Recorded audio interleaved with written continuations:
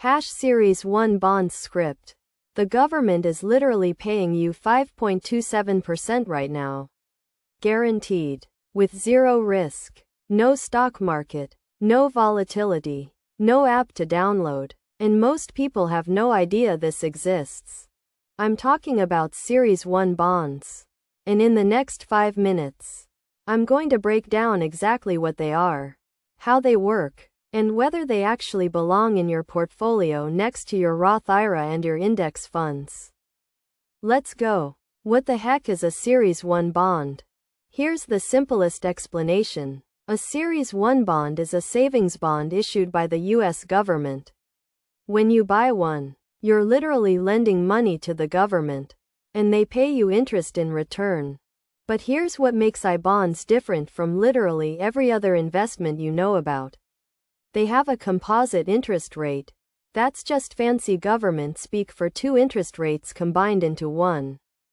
The first part is the fixed rate. Right now it's 1.30%. This never changes for the entire life of the bond. Ever. The second part is the inflation rate. This adjusts every 6 months based on inflation data. Currently, it's sitting at 3.97%.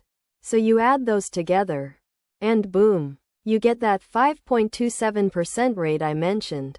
Here's what's crucial to understand. When inflation drops, your rate goes down. When inflation gets crazy again, your rate adjusts up. You're basically getting a bond that moves with inflation automatically. That's genuinely smart.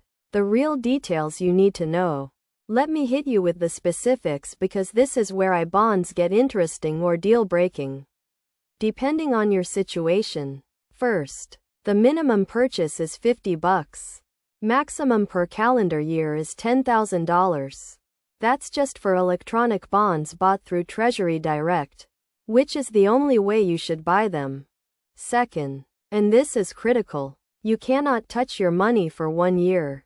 Not 1 day before. If you try to cash out at 11 months, the government says no. Full stop.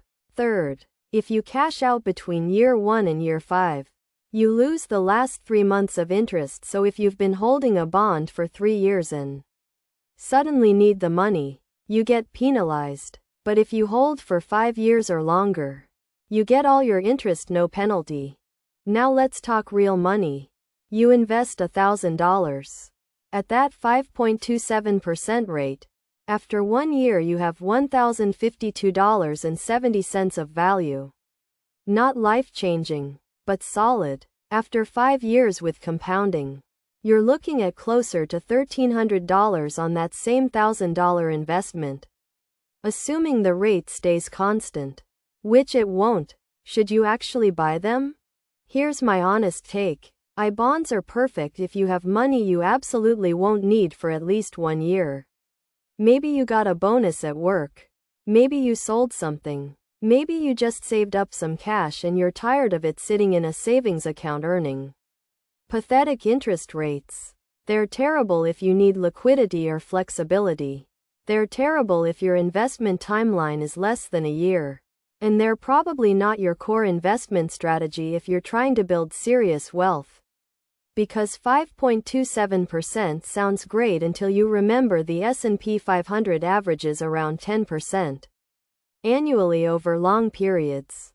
What bonds are actually good for is boring, safe, predictable returns for the emergency fund portion of your portfolio. Let me paint a scenario. You've maxed out your Roth IRA. You're contributing to your 401k. You've got a solid emergency fund. Now you've got $5,000 sitting around. Instead of throwing it in a savings account at a bank paying you 0.01%, you lock it into bonds for 5 years.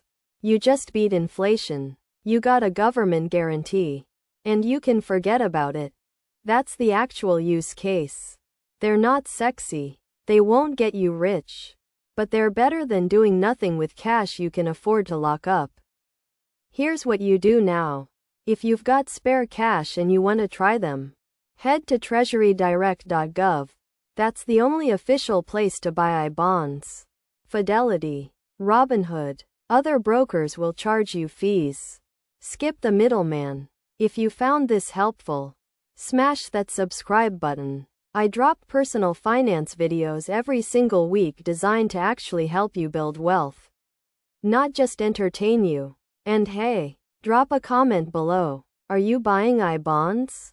Tell me why or why not. I read those comments. See you in the next one.